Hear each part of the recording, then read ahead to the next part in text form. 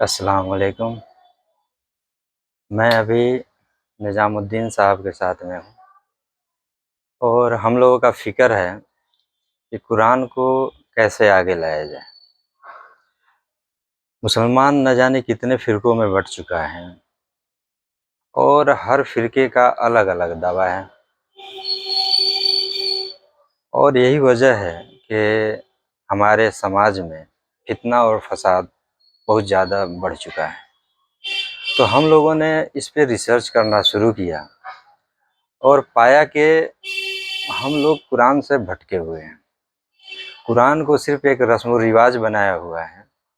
कुरान को बस 10 नेकियों के लिए पढ़ते हैं और समझने की कोशिश नहीं करते हैं। यहाँ तक कि बड़े-बड़े लोगों को मैंने देखा है कि बस 10 नेकियों के लिए पढ़ते हैं।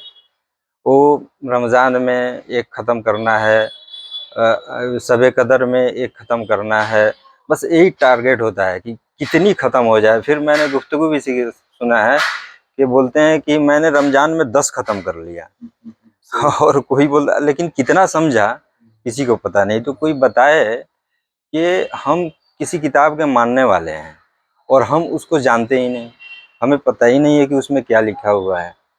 तो ये कैसे जस्टिफाई किया जा सकता है इन बातों को। उससे पहले हम किसी बात को करें, उससे पहले मैं आपको दिखाना चाहता हूँ कि ये देखिए, ये निज़ामुद्दीन साहब की लाइब्रेरी है। इसको देखिए आप लोग। देखिए कितनी किताबें भरी पड़ी हैं इनके पास। इन्होंने अपना बहुत सारा वक़्त दिया है। मुझे लगता है कि लाखों की किताबें हैं ये, लाखों रुपए की किताबें हैं ये चारों ओर, और इन्होंने इसका स्टडी किया। लेकिन आपको पता है कि ये सारी किताबें जो हैं सिर्फ़ एक कुरान को बदलने के लिए लिखी गई है। ये इतनी किताबें जो है ना सिर्फ़ एक कुरान के ख़िलाफ़ हैं। अगर कुरान कोई ये लोग मानते तो इतनी किताबें लिखने की क्या ज़रूरत थी। तो मैं आज निज़ामुद्दीन साहब से पूछना चाहता हूँ, ये रमज़ान का महीना आ रहा है और रमज़ान जो है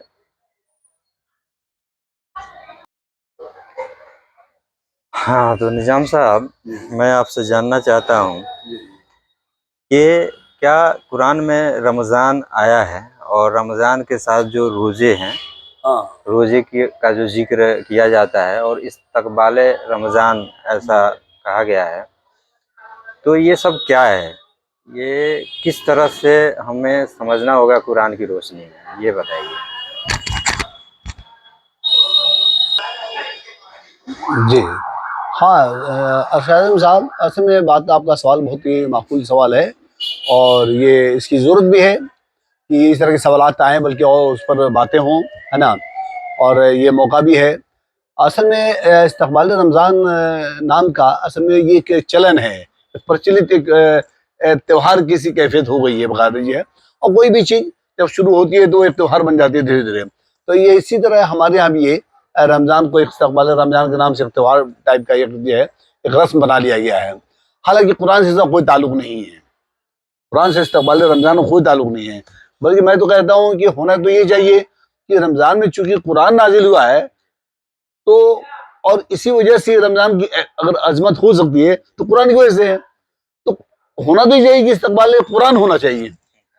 तो कुरान का इस्तेमाल यानी यूँ हो कि कुरान के बारे में जाना जाए, समझा जाए, पढ़ा जाए, इस पर बहस की जाए, बातें की जाए, जो है ना जो है, इसको आम किया जाए, तो बात ये होनी चाहिए। लेकिन इसको डाइवर्ट, अब मैं नहीं कह सकता किसी की नीयत में मैं हमला नहीं करता, मगर मैं कहूँगा ये कि जिसने भी शुरू किया, वो कुरान से डाइवर्ट करने के लिए किया और हुआ भी ऐसे ही, अंजाम भी देख लीजिए आप। नहीं तो कुरान में बात नहीं होती है और इस्तक़बाल रमज़ान पे खूब धूमधाम से प्रोग्राम चल रहे हैं बाकायदा। अब इसके बाद आपका सवाल था दूसरा कि रमज़ान से क्या ताल्लुक़ है इसका, है ना जो है या सोम का, रोज़े का क्या ताल्लुक़ है? हाँ, हाँ। असल में कुरान का जो लफ्ज़ है वो मेरा अपना मानना है, मेरा अपना, लोग हैं अलग-अलग जो चीज़ें हैं कि और मैं भी ज़माना मानता रहा हूँ, भाई 40-50 साल तो मैं भी मानता यही रहा हूँ। लेकिन जब हकीकत सामने आती है, कुरान का जो मूल मानी है कुरान का, वो ये है, अगर इसको तमाम बाहर की चीज़ों से पाक साफ कर दिया जाए तो इसका मूल मानी तो वो है जो रोज़ा नहीं है। यानी कुरान का रोज़ा सौम वो मौजूदा रोज़ा नहीं है। हाँ, ये बिल्कुल एक अलग चीज़ है, और सोम कुरान का अलग चीज़ है बाकायदा। यानी सोम मिसाल के तौर पे कुरान में ही है। अच्छा, ये दिलचस्प बात ये भी है, हमारे उलमा ये बताते हैं कि जब रमजान का महीना है जिसमें रोजे फर्ज किए गए, कुरान में ये है ही नहीं। दिलचस्प बात है जी, कुरान में रोज सोम के साथ रमजान है ही नहीं, वर्ड ही नहीं है। बल्कि उसमें कुतिबा या अय्युहल्लज़ीना आमनू कुतिबा अलैकुमुस सियाम कमा कुतिबा अलल लज़ीना मिन क़ब्लिकुम लअल्लकुम तत्तक़ून, यानी तुम पर लाजिम कर दिए गए सोम, है ना, ताकि, और ऐसे ही जैसे पहले थे, और ताकि, और क्यों, इसलिए ताकि मुत्तकी बन जाओ। सिंपल सी बात है। यानी कि इसका मतलब है ये एक ऐसा काम है, सौम एक ऐसा काम है, अमल है जो यानी बहुत कोई खास अमल है, जो पहले भी ये लाजिम था और अब भी लाजिम है और आगे भी रहेगा। और अच्छा, क्या है ये ऐसा अमल है जिसका नतीजा क्या है, तो आगे बताया गया लअल्लकुम तत्तक़ून, ताकि तुम मुत्तकी बन जाओ। यानी कि मुत्तकी का मानी मस्जिद में पड़े रहना या दाढ़ी टोपी पजामा कुर्ता या मस्जिद मीनार अजान ये वो नहीं है। अरबी का जो तकवा है, मुत्तकी होना, तकवा करने वाला।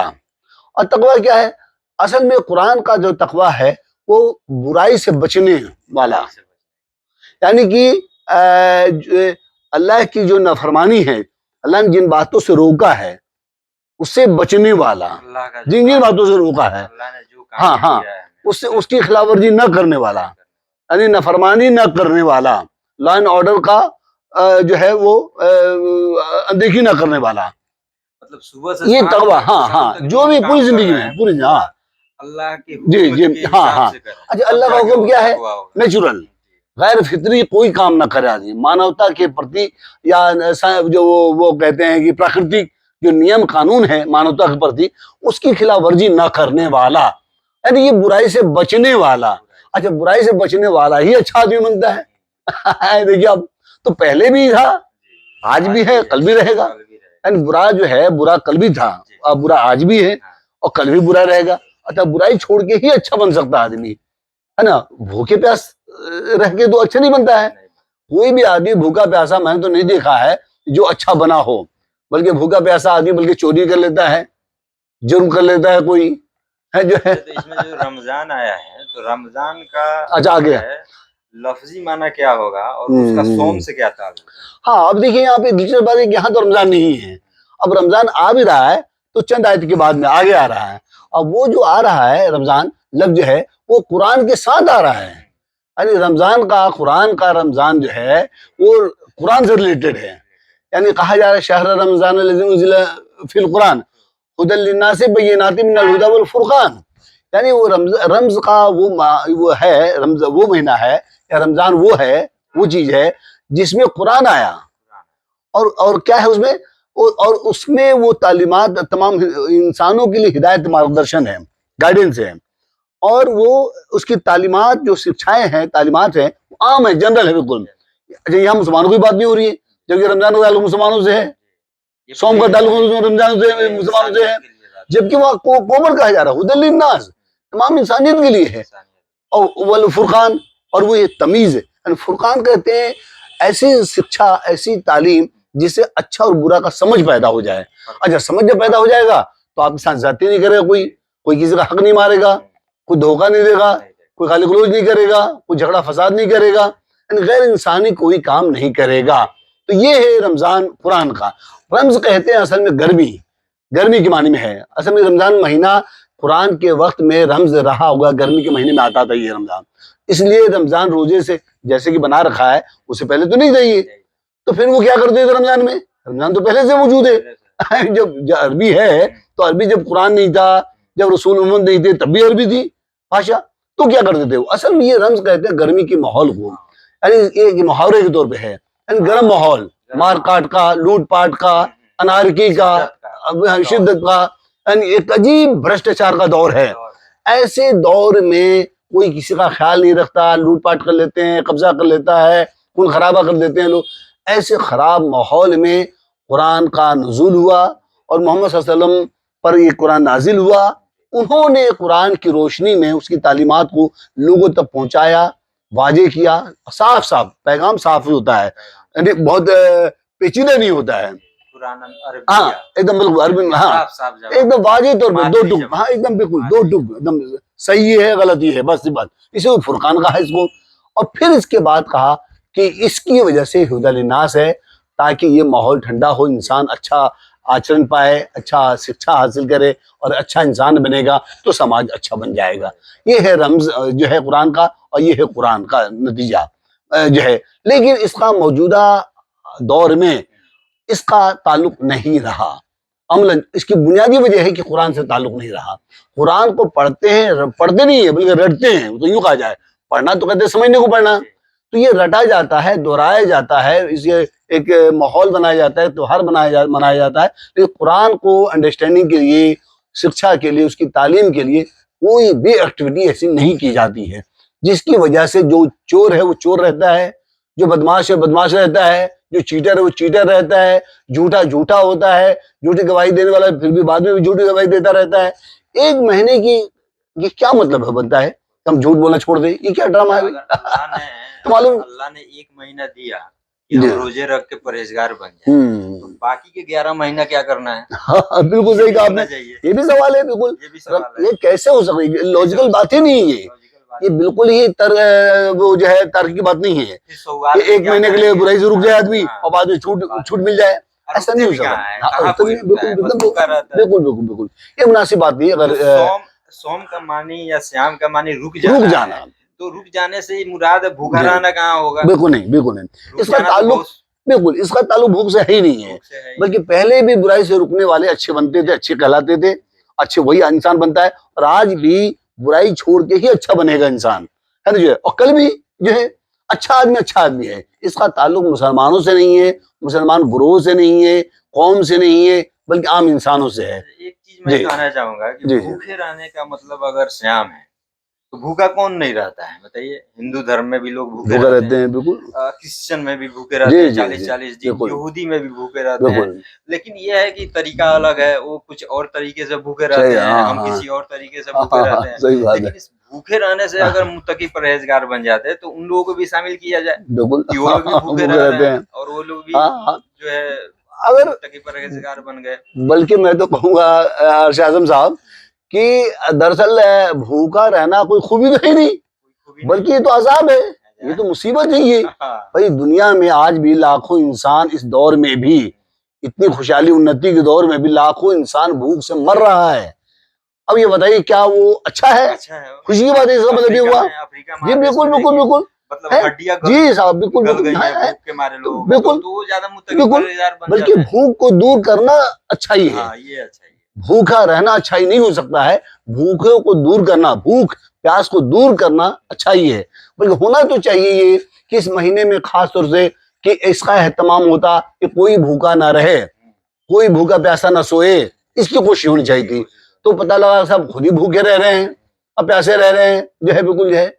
अच्छा एक और बात, रात में आप देखिए उठकर खाना पीना अल्लाह ताला का मंशा कैसे हो सकता है? ये गैर फितरी बात है। एक आदमी को ड्यूटी जाना है, हम कहते हैं 1 घंटा अगर उठ जाए हम तो डिस्टर्ब हो जाते हैं बिल्कुल दिन में, बिल्कुल जो है। तो एक आम मजदूर है और ज्यादातर मजदूरी होते हैं, वो कैसे भाई काम करेगा? कैसे वो भट्टी में जाएगा, कैसे वो ठेला खींचेगा, कैसे वो रिक्शा खींचेगा, कैसे वो मंडी में जाएगा? अब गैर फितरी, अल्लाह ताला ने पूरे कुरान में कहीं भी गैर फितरी काम को नहीं कहा है। अब कहते हैं कि भाई 11 महीना तो कमाते ही हो, 1 महीना बैठ जाओ, तो भाई ये तो जमींदारों के लिए है ना, जो डेली रोजी रोटी का मसला है, 300 रुपए दिहाड़ी कमा रहा है,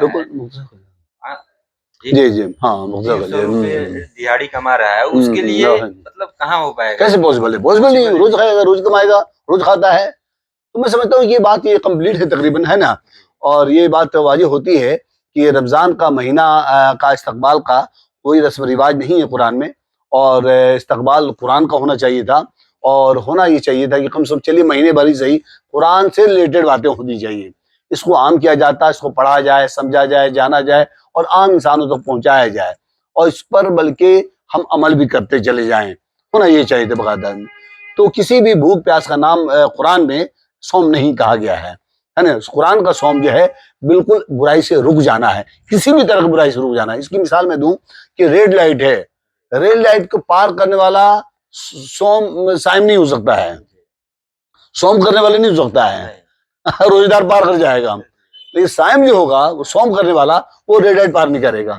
यानी इस तरह से, यानी बुराई से रुकने वाला रुक जाए पूरी जिंदगी में।